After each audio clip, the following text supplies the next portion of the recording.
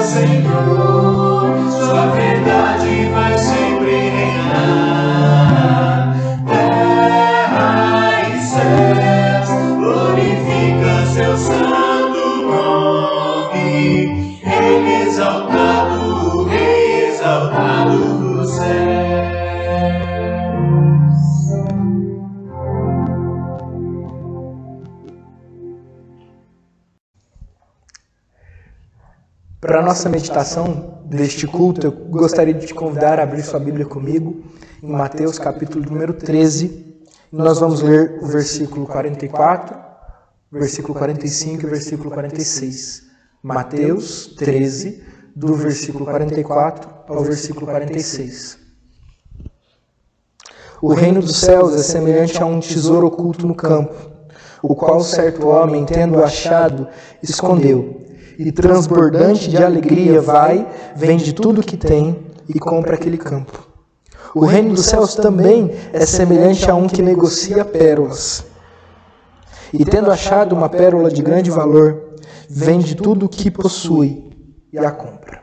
Até aqui. Vamos orar? Senhor, nós te agradecemos, porque o Senhor nos deu a sua palavra. Porque o Senhor, através da sua palavra, nos sustenta a nossa fé.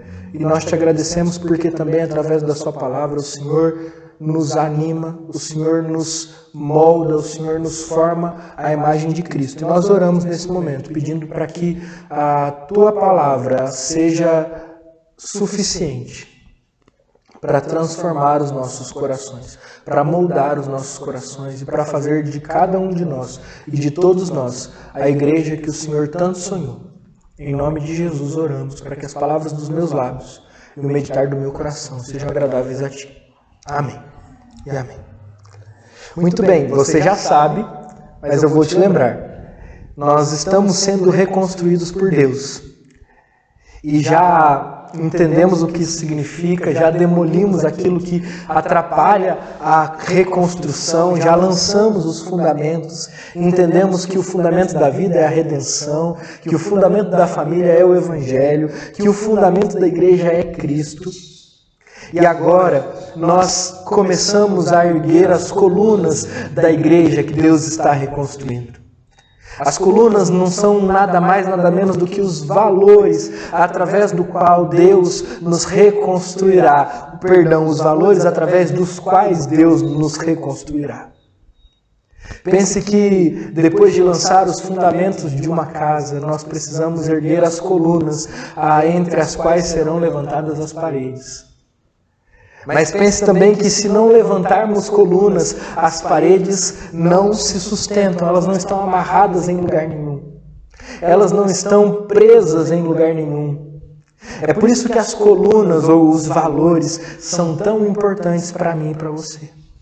Para evitar que nós levantemos paredes que não estão presas em lugar nenhum, para evitar que nós façamos coisas sem sentido, nós precisamos entender quais são os valores que norteiam cada e toda a ação da nossa igreja. Durante esse mês, nós vamos estudar algumas parábolas de Jesus e vamos entender como elas nos dão o norte ou nos definem enquanto igreja, dando-nos valores do reino dos céus.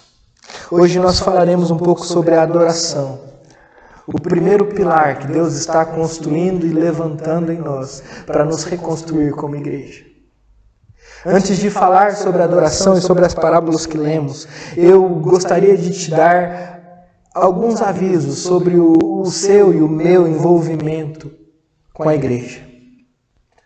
Porque levantando o pilar da adoração, nós estamos evitando outros valores que para nós e para a Bíblia não fazem sentido. Nós estamos evitando, por exemplo, o valor ou o pilar do ativismo, que é aquele que nos diz que nós temos que fazer cada vez mais coisas, que uma boa igreja é uma igreja cheia de atividades e programas, que um bom cristão é aquele que está todos os dias na igreja, que um bom pastor é aquele que não para um instante sequer na sua agenda para estar com a sua família, ou para descansar, ou até mesmo para buscar a Deus em oração.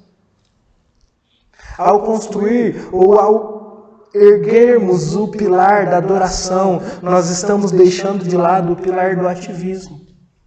Mas ao erguermos o pilar da adoração, nós também estamos deixando de lado o pilar do moralismo, que é aquele pilar que nos diz que nós temos que fazer as coisas simplesmente porque elas são certas, e ponto final.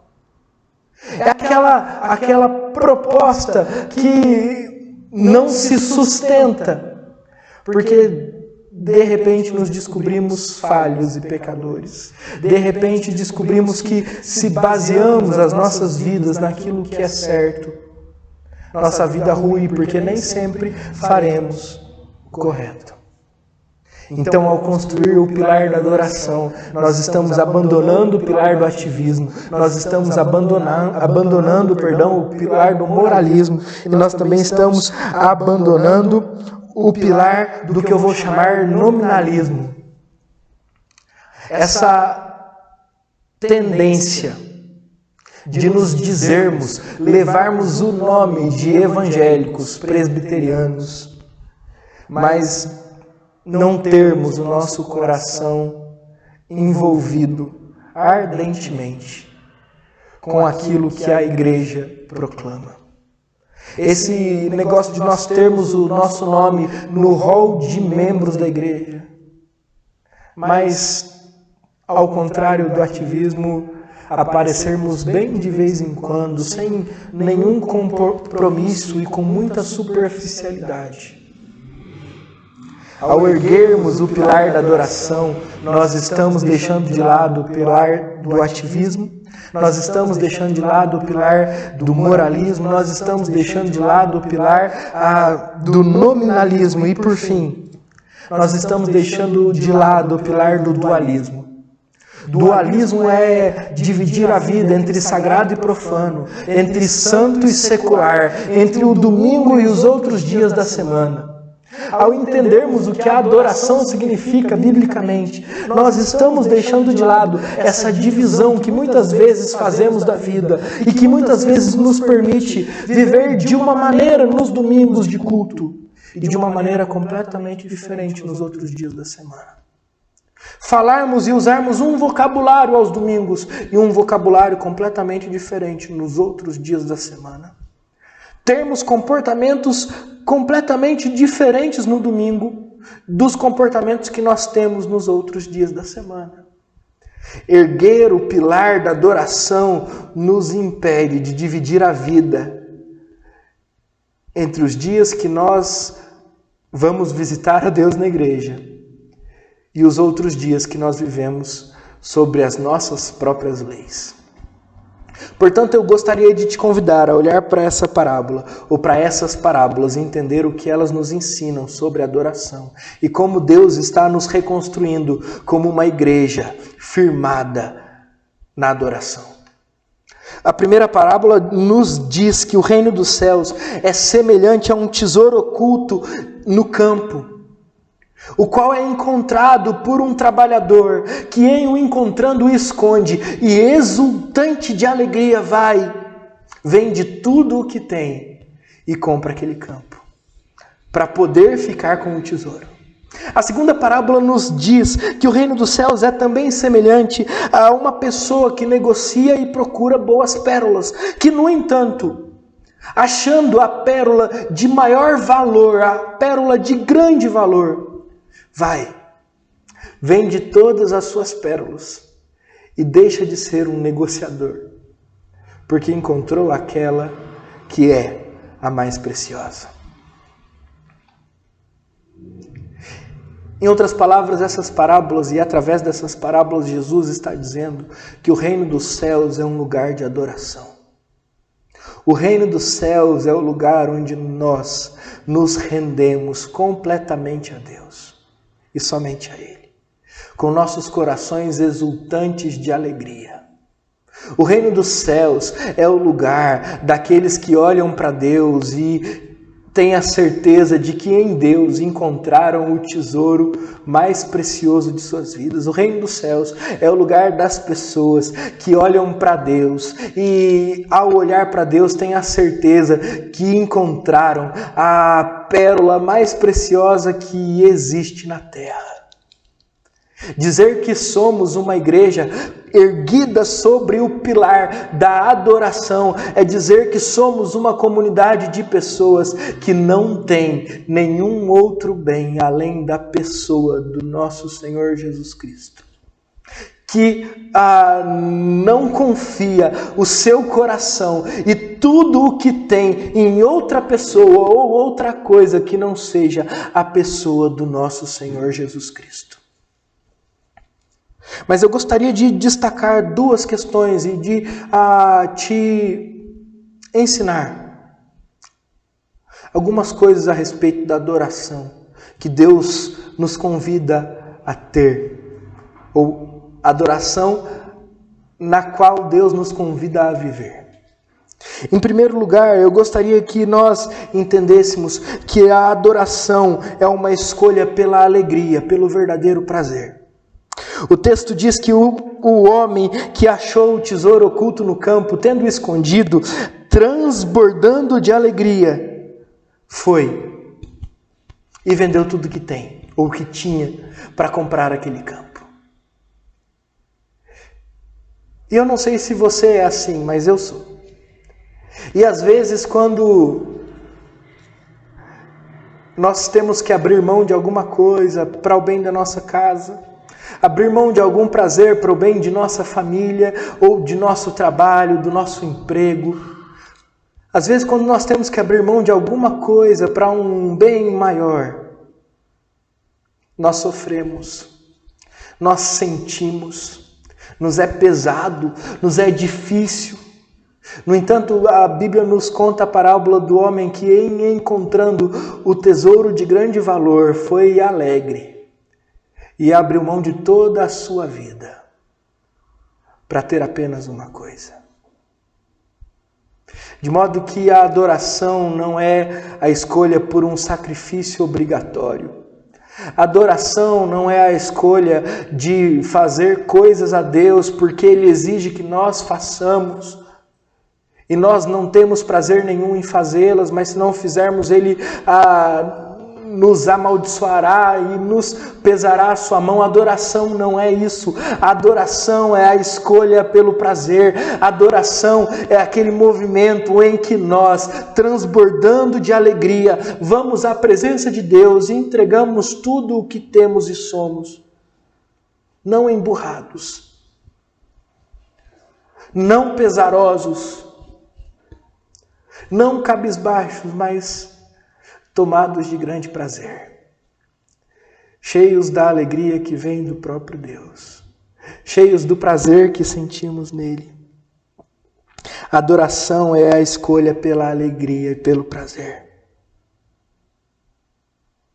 Eu lembro, por exemplo, do texto de Lucas, capítulo número 7, quando Jesus se encontra na casa dos fariseus e, em encontrando-se na casa dos fariseus, ele é abordado por uma mulher que quebra sobre os seus pés um vaso de perfume. E não contente em quebrar sobre os pés de Jesus um vaso de perfume, ela se ajoelha e lava os pés de Jesus com as suas lágrimas, e enxuga os pés de Jesus com os seus cabelos. Ela se prostra diante de Jesus, tomada por tanta emoção, por tanta alegria, em saber o tamanho do perdão que recebeu, e essa atitude gera naqueles que são moralistas, naqueles que são legalistas, uma revolta dizendo: que absurdo! Essa mulher está nos incomodando. Ela está roubando o nosso prazer. No entanto, Jesus diz que ela, na verdade, era aquela que encontrou toda a alegria e todo o prazer nessa entrega de adoração. Lembro de Zaqueu, Lucas capítulo 19, que em sendo visitado por Jesus, em recebendo Jesus na sua casa, sem pensar duas vezes, tendo a disposição em seu coração, diz: mestre, tenho resolvido e vou dar metade do que tenho aos pobres, e se roubei alguém, pagarei 4 vezes mais. Sem pensar duas vezes, sem nenhum peso, transbordando de alegria, a mulher entregou o que ela tinha de mais precioso. Zaqueu entregou a maior parte dos seus bens. Porque a adoração é um movimento, ou é a escolha pela alegria e pelo prazer.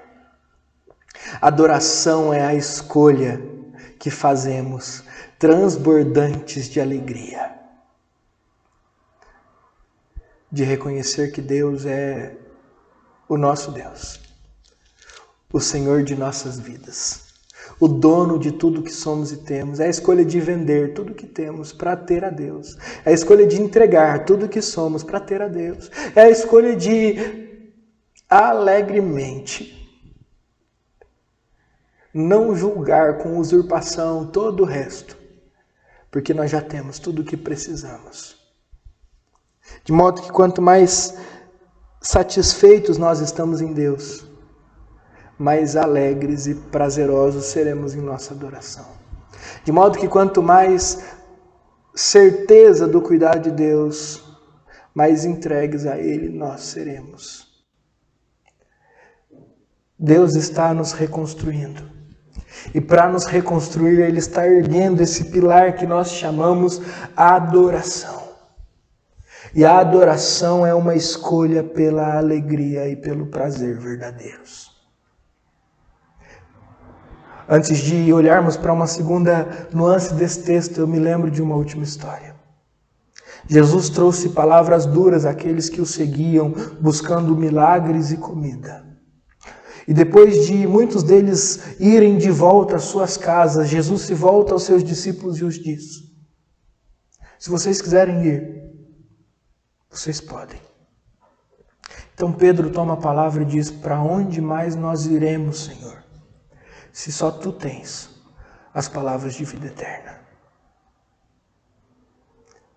A adoração é essa escolha, em que nós reconhecemos que em Deus e na Sua vontade estão ou está toda a nossa alegria e todo o nosso prazer. Mas em segundo lugar, a adoração é também a escolha pela exclusividade. Porque quando aquele homem, estando no campo, encontrou o tesouro, ele voltou para sua casa e vendeu tudo o que ele tinha para comprar aquele campo e então ter aquele tesouro. Porque quando aquele outro homem que negociava e procurava pérolas encontrou a pérola de grande valor, ele juntou tudo o que tinha, vendeu tudo o que tinha para comprar aquela pérola. Então cessar a sua busca. A adoração é uma escolha pela exclusividade, pela radicalidade de entregarmos tudo a Deus. Deixe-me mostrar algumas coisas a vocês na narrativa bíblica. Quando Moisés escreve o livro de Gênesis, especificamente a criação, ao dizer que Deus criou todos os animais, ao dizer que Deus criou as aves dos céus, os peixes nos mares, ao dizer que Deus criou todos os luminares, todo o sol, a lua e as estrelas, ao dizer que Deus criou o dia e a noite, os firmamentos do céu e os firmamentos da terra, ou dos mares, perdão. Ao dizer que Deus fez dos firmamentos dos mares surgir a porção seca, a terra e sobre ela a relva. O que Moisés estava comunicando ao povo de Israel preso no Egito, debaixo daquela cultura idólatra, onde, por exemplo, adorava-se Ra, o Deus Sol, onde, por exemplo, adorava-se o rio Nilo. O que Moisés estava fazendo era mostrar para aquele povo que só existe um Deus, digno de toda adoração. E que todas as outras coisas que se adoravam naquele país eram e tinham sido, na verdade, criadas por esse Deus verdadeiro. A adoração é a escolha pela exclusividade. Se você dá alguns passos na narrativa bíblica e chega a Êxodo, você vai ver dois movimentos muito importantes. Primeiro, as 10 pragas, que nada mais são do que a ação de Deus para envergonhar os deuses egípcios, todos eles narrados ali. As rãs, o rio Nilo, o próprio faraó, com todo o seu poder, a representação de um Deus, são envergonhados diante do verdadeiro e único Deus. Ao dar ao povo os 10 mandamentos, Deus não começa dizendo, não terás outros deuses diante de mim, mas Ele começa dizendo, eu sou o Senhor teu Deus que te tirei da terra do Egito. Portanto, não terás outros deuses diante de mim. Porque a adoração é essa escolha pela exclusividade que Deus exige de nós desde a criação de todas as coisas. Se você caminha um pouco mais, você vai olhar para Josué. O povo já está em posse da terra prometida, mas em algum momento eles voltam-se aos deuses. E aí nós temos aquele texto que eu e você conhecemos muito bem, onde Josué convida o povo a uma decisão, dizendo, vocês decidem se vocês vão adorar o Deus que os tirou da terra do Egito e os trouxe até aqui, ou se vocês vão adorar aqueles deuses que outrora vocês adoravam e trouxeram com vocês desde o Egito.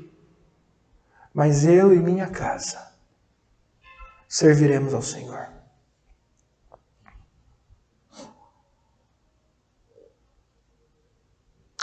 Porque a adoração é essa escolha pela exclusividade, pela radicalidade, de ter como rei dos nossos corações apenas um Deus, um Senhor.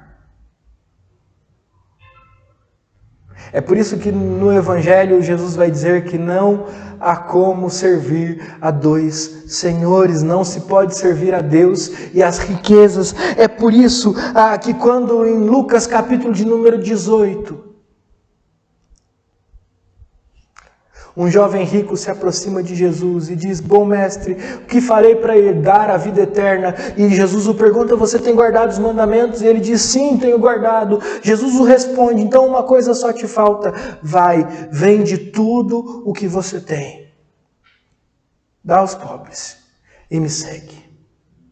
E o Evangelho de Lucas nos diz que ele sai triste, porque era dono de muitas riquezas. Meus irmãos, a adoração é essa escolha pela exclusividade, onde ou nós adoramos e servimos a Deus com tudo o que temos e somos, ou nós não adoramos e servimos a Deus. Meus irmãos, a adoração é essa escolha pela exclusividade, onde nós entregamos a Deus tudo aquilo que nós temos, tudo aquilo que nós somos, onde nós vendemos tudo aquilo que tínhamos, até o momento em que encontramos a Deus.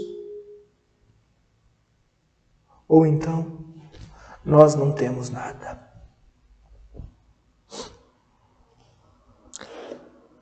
Eu termino lendo com você o capítulo 9 de Lucas. Quando Jesus põe à prova aqueles que queriam segui-lo.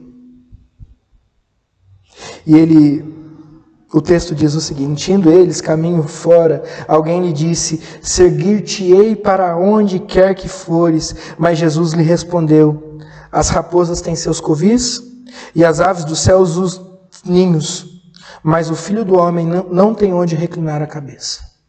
Então a outro disse Jesus, segue-me. E ele, porém, respondeu: permite-me ir primeiro sepultar meu pai. Mas Jesus insistiu: deixa os mortos os sepultar os seus próprios mortos. Tu, porém, vai e prega o reino de Deus. E outro lhe disse: seguir-te-ei, Senhor, mas deixa-me primeiro despedir-me dos de casa. Mas Jesus lhe replicou: ninguém que, tendo posto a mão no arado, olha para trás, é apto para o reino de Deus. Ninguém que, tendo posto a mão no arado e olha para trás, é apto para o reino de Deus. Por quê? Porque o reino de Deus é como um tesouro, que quando encontrado, deve ser carregado alegre e exclusivamente por cada um de nós. Ninguém que, tendo posto a mão no arado e olha para trás, é apto para o reino de Deus. Por quê? Porque o reino de Deus é como a pérola de grande valor, que quando encontrada, cessa com todas as outras buscas e procuras que nós tínhamos.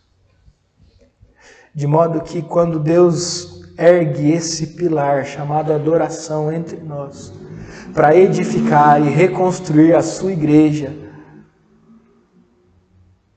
Ele está nos convidando a uma entrega diária e profunda, alegre e prazerosa, exclusiva a Ele, com tudo o que temos e somos, de tudo aquilo que nós vivemos até aqui e de tudo aquilo que viveremos depois de hoje. Ou Deus tem autoridade e a Ele pertencem todos os nossos dias, ou Ele não tem nada. Porque a adoração é essa escolha pelo prazer que há na presença de Deus. A adoração é essa escolha de vivermos o prazer que há na presença de Deus exclusiva e radicalmente. Eu quero orar por você, eu quero orar por mim, eu quero orar por nós, para que Deus nos reconstrua. Para que Ele faça de nós uma igreja que o adora em espírito e em verdade. Para que Ele, em fazendo isso de nós, traga sobre nós alegria e prazer, traga sobre nós bênçãos sobre bênçãos, a bênção de viver na presença de Deus, a bênção de viver com o coração entregue nas mãos de Deus, a bênção de termos a nossa vida sob o controle de Deus, a bênção de termos Ele como nosso Deus e Senhor. Deus nos está reconstruindo e Ele faz isso erguendo entre nós esse pilar que chama adoração. Vamos orar. Senhor, acha em nós verdadeiros adoradores. Acha em nós aqueles que, quando colocam a mão no arado, não olham para trás. Aqueles que buscam o Senhor em espírito e em verdade. Aqueles que têm prazer na Tua presença. Aqueles que tem a sua presença como o único lugar de segurança de suas vidas. Aqueles que têm o Senhor como o único Deus e Rei de suas vidas. Erga em nós esse pilar. Permita que a nossa igreja seja esse lugar, o lugar daqueles que te adoram, o lugar daqueles que te amam, o lugar daqueles que te servem, acima de todas as coisas, mais do que todas as outras coisas, com todas as outras coisas. Em nome de Jesus nós oramos. Amém. E agora, irmãos, que a graça do Senhor Jesus, o amor de Deus o Pai e as consolações ternas do Espírito Santo estejam sobre vós permaneçam hoje e sempre. Amém. E amém. Que Deus te abençoe. Até nosso próximo encontro.